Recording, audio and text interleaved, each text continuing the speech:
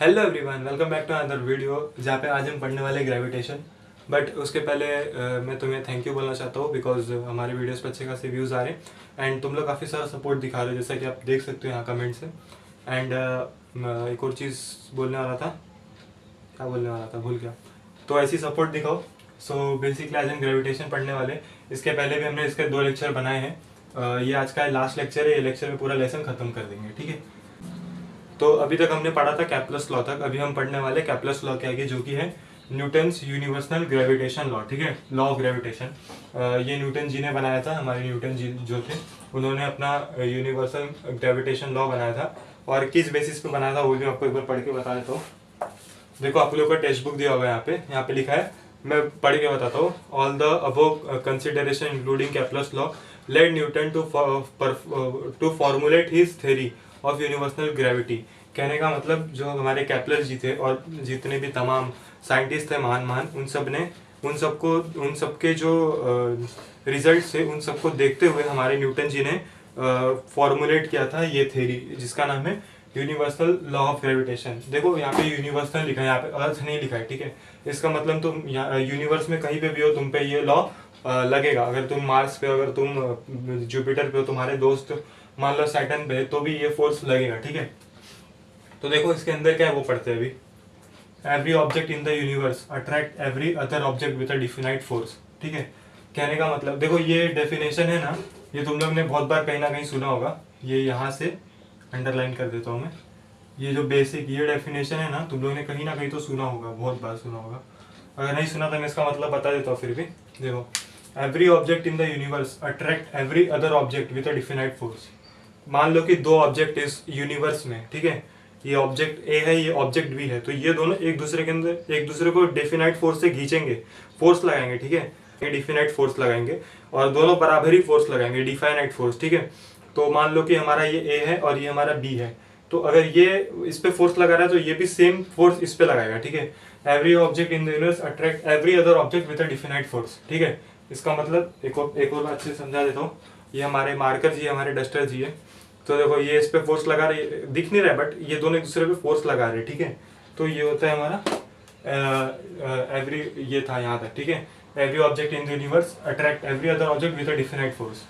देखो, this force is directly proportional to the product of masses of 2 object inversely proportional to the square of the distance between them. कहने का मतलब ये word थोड़ा भारी भारी लग रहा है यहाँ पे, इसलिए मैं इसको सिंप्लीफाई करने के लिए यहाँ पे चीजें लिखा हूँ, ठीक है।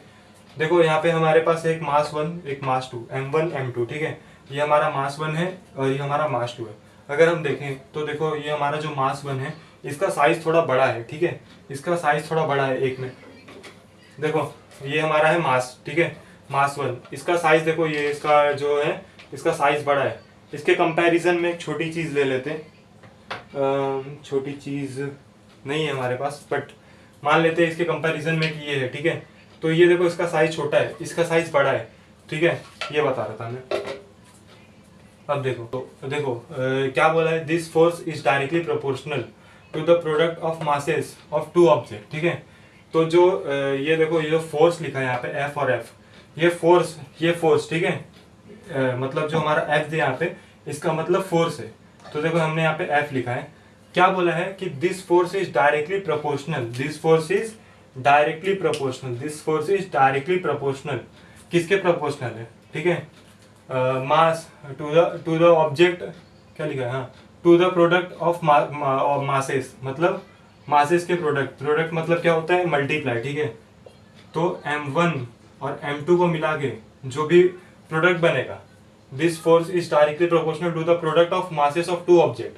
m1 और m2 अगर इन दोनों को मल्टीप्लाई कर देते हैं तो जो प्रोडक्ट बनेगा, और इनवर्सली प्रोपोर्शनल और डायरेक्टली प्रोपोर्शनल तो है, इसके साथ इनवर्सली प्रोपोर्शनल है, किसके प्रोपोर्शनल है, to the square of the distance between them. अब देखो यहाँ पे इसमें जो दिया है डिस्टेंस d, क्या बोला है, इसका जो भी स्क्वायर रहेगा वो उसके इनवर्सली प्रोपोर्शनल रहेगा।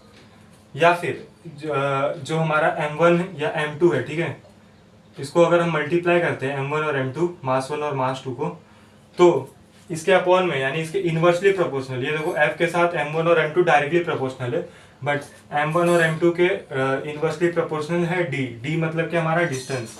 यही फॉर्मूले में बोला है ना, inversely proportional to the distance, square distance between them. जो भी इसका डी रहेगा वो उसके स्क्वायर डिस्टेंस के बराबर रहेगा। आई होप आपको इतना समझा होगा। अब देखो एक चीज़ और, अगर हमें पता है कि अगर हमें अपना डायरेक्टली प्रोपोर्शनल हटाना रहता है तो हम के कांस्टेंट यूज़ करते हैं, ठीक है। तो बेसिकली यहाँ पे एफ के ये डायरेक्टली प्रोपोर्शनल की जगह हम के यूज़ कर सकते हैं, एफ इज इक्वल्स टू के यूज़ कर सकते हैं, ठीक है। हम कांस्टेंट लगाने के लिए यही यूज़ करते हैं। लेकिन यहाँ पे जी क्यों दिया है? देखो जी न्यूटन जी ने बोला कि मेरे सरनेम में जी है, सरनेम में नहीं, मेरे को प्यार से लोग जी बोलते हैं, तो मैं चाहता हूँ कि मेरे फॉर्मूले में जी लगे, ठीक है। तो न्यूटन जी के कहने पे और फिर लोगों ने कहा ठीक है तुमने इतना काम किया तो हम तुम्हें जी लगाने देते, तो न्यूटन जी ने यहाँ पे जी लगवा दिया, ठीक है। लेकिन इसका मतलब भी कांस्टेंट है, तो basically F is equals to K m1 m2 bye D square लिखो।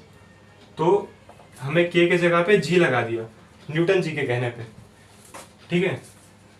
ऐसा हो गया। अब देखो क्या बोला है, जी इज यूनिवर्सल ग्रेविटेशनल कांस्टेंट। तो ये जो जी है वो क्या दर्शाता है, क्या दिखाता है कि वो यूनिवर्सल ग्रेविटेशनल का कांस्टेंट है, ठीक है। तो ये था universal law of gravitation. So as you can see, अब हमें पेज नंबर 5 पे uniform circular motion and centripetal force करके 2 टॉपिक्स दिए, ठीक है। ये पेज देखें तो यहाँ पे 2 टॉपिक दिए हैं, यूनिफॉर्म सर्कुलर मोशन और centripetal magnitude of centripetal force, ठीक है। तो ये तुम्हें अगर इसमें देखोगे ना तो तुम्हें चीज़ें काफ़ी बड़ी बड़ी दिखेंगी, बट मैं इसको सिंप्लीफाई करके 2 डेफिनेशन दे रहा हूँ। तो ये डेफिनेशन मस्ट एग्जाम में पूछे जा सकते कभी कभी, ठीक है। तो ये सब अगर तुम पढ़ लोगे तो अच्छा होगा, बताता हूँ। इसको मैं साथ में एक्सप्लेन भी कर देता हूँ।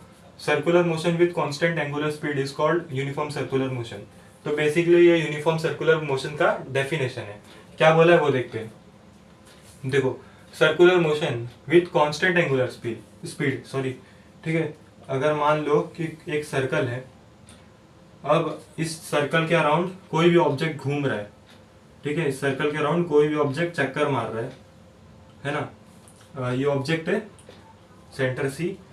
अगर इस ऑब्जेक्ट के अराउंड, मतलब ये ऑब्जेक्ट किसी भी सर्कल के अराउंड गोल गोल घूम रहा है एक कांस्टेंट स्पीड से, ना ही बहुत ज़्यादा, ऐसा नहीं हो रहा है कि अभी मान लो कि बहुत स्पीड चल रहा था फिर स्लो हो गया, ये यहाँ से बहुत स्पीड में आया यहाँ के स्लो हो गया, ऐसा नहीं। ये कांस्टेंट स्पीड में चल रहा है। जैसे अगर मान लो कि यहाँ पे स्लो है तो यहाँ पे पूरा सा स्लो हो जाएगा, अगर यहाँ से फास्ट है तो यहाँ से पूरा सा फास्ट जाएगा, ठीक है।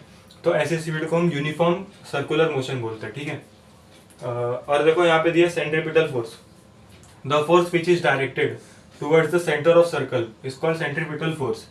एक ऐसा फोर्स जिसका जो डायरेक्शन रहेगा वो टुवर्ड्स द सेंटर रहेगा, हर तरफ से जो फोर्स लगेगी उस पर वो सेंटर पे लगेगी, ठीक है।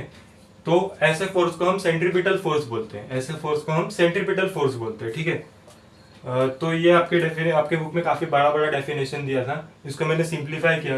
अगर आप चाहो तो इसको याद कर सकते हो। यहाँ पे देखो स्पीड का एक फॉर्मूला दिया हुआ है, मैं चाहता हूँ कि आप लोग इसको भी याद कर लो। तो देखो क्या बोला है, speed is equals to distance upon time. हमें बचपन से पढ़ाते हुआ है कि जो एस होता है स्पीड, वो डिस्टेंस अपॉन टाइम होता है, डी बाई टी। तो अगर तुम्हें न्यूमेरिकल सॉल्व करने तो you must know the definition, I mean formula. So I hope आपको ये वीडियो पसंद आया होगा। एंड अगर आप लोग चाहते हो कि मैं न्यूमेरिकल्स पे और बाकी सारी चीज़ों पे, लेसन में कुछ चीज़ें रह गई हैं जैसे कि ये सारी चीज़ें, तो मैं चाहता हूँ कि ये सब भी मैं न्यूमेरिकल्स के साथ कवर कर दूँ तो ईजी होगा, ठीक है। सो आई होप आपको ये वीडियो पसंद आया होगा and thank you so much for watching. Bye bye.